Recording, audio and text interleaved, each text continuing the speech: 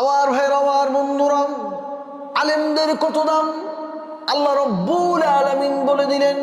রাসূল করিম সাল্লাল্লাহু আলাইহি ওয়াসাল্লাম হাদিসের ভিতরে বলেন, ইয়াশফাউ ইয়াউমাল কিয়ামাতি আল আনবিয়া ওয়াল উলামাউ সুম্মাশ শুহাদা।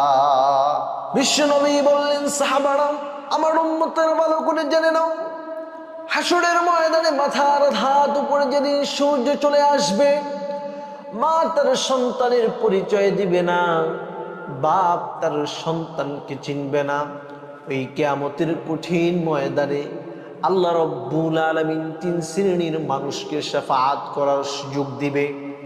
আমার ভাইয়েরা, আমার বন্ধুরা, এর ভিতরে এক শ্রেণীর মানুষ হলো আল আম্বিয়া, নবীগণকে আল্লাহ রব্বুল আলামিন ইয়াশফাউ ইয়াউমাল কিয়ামাতি আল আম্বিয়া, নবীগণ আম্বিয়াগণ শাফাআত করবে, সুপারিশ করবে।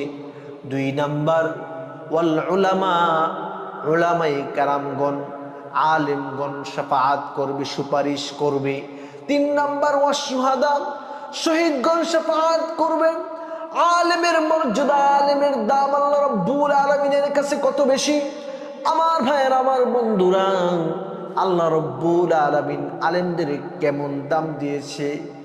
হযরত ওমর রাদিয়াল্লাহু তাআলা আনহু, তিনি যখন কিনা মদিনার খেলাফতের দায়িত্বে আল-জাহানের খলিফাতুল মুসলিমিন সাইয়েদনা ওমর ইবনে খাত্তাব রাদিয়াল্লাহু তাআলা আনহু, তিনি যখন কিনা পরামর্শে বসতেন, মিটিংয়ে বসতেন, মিটিং মশওয়ারায় যখন কিনা বসতেন, তখন তিনি বড় বড় সাহাবীদের মাঝে আব্দুল্লাহ ইবনে আব্বাসকে তিনি পাশে বসিয়ে রাখতেন।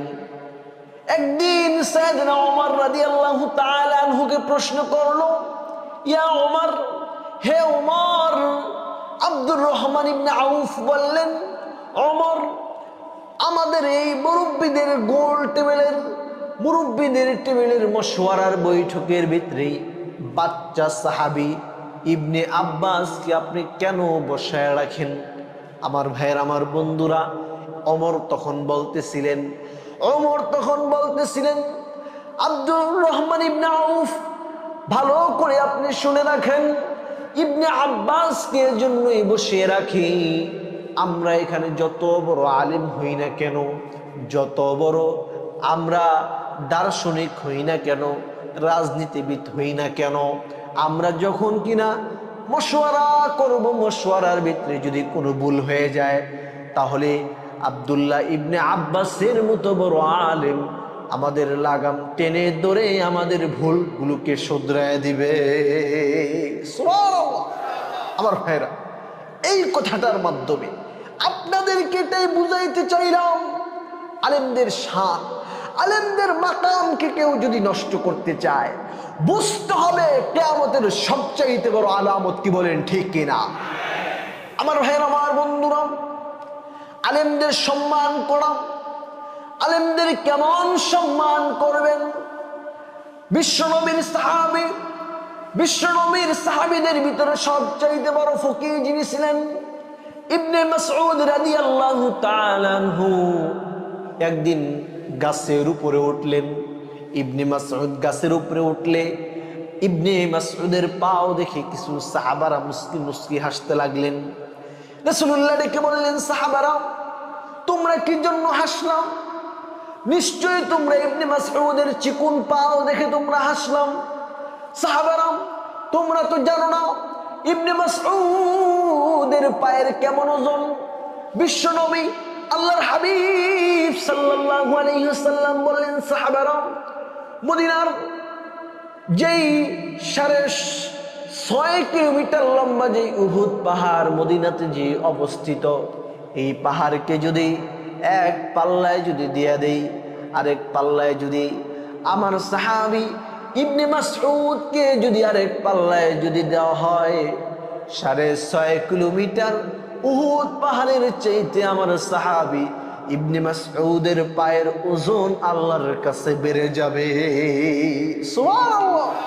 তার মানে আমার ভাইরা, কেমন বড় আলেম, তার মর্যাদা, তার দাম কেমন। তার দাম কেমন, মর্যাদা কেমন। আমার ভাইয়ের, আমার বন্ধুরা, বিশ্বনবী একদিন বলে ফেললেন, সাহাবীরা, আমি বিশ্বনবী কিন্তু তোমাদের মাঝে থাকবো না, আমিও একদিন মৃত্যুর মাধ্যমে আমিও গমন করে আমিও কবরের জগতে চলে যাব, আমিও কিন্তু থাকবো না। সাহাবীরা বলে ফেললেন, ইয়া রাসূলুল্লাহ, ইয়া হাবিবাল্লাহ, নবী গো, আপনি যদি না থাকেন আমরাও থাকবো না, আপনিও থাকবেন না। ও নবী, তাহলে কারা কারা দ্বীনের দাওয়াতের প্রচার করবে? সাধারণ মানুষগুলো যখন কিনা নবী পাবে না, সাহাবী পাবে না, তারা কার কোথায় যাবে? কোন মানুষের কাছে গিয়ে তারা জান্নাত জাহান্নাম চিনবে? আমার ভাইরা, আমার বন্ধুরা, তখন কিন্তু বিশ্ব নবী বলেছেন, আলাইকুম বিমুজালাসাতিল উলামা, আলেমদের মজলিসে গিয়ে বসবে। আলেমদের মজলিসে গিয়ে যদি বসে, সেখানে আল্লাহ পাকের পরিচয় জানবে, নবীর পরিচয় জানবে, সেখানে জান্নাত এবং জাহান্নামের নিদর্শন এবং পরিচয়গুলো তারা পেয়ে যাবে। সুবহানাল্লাহ।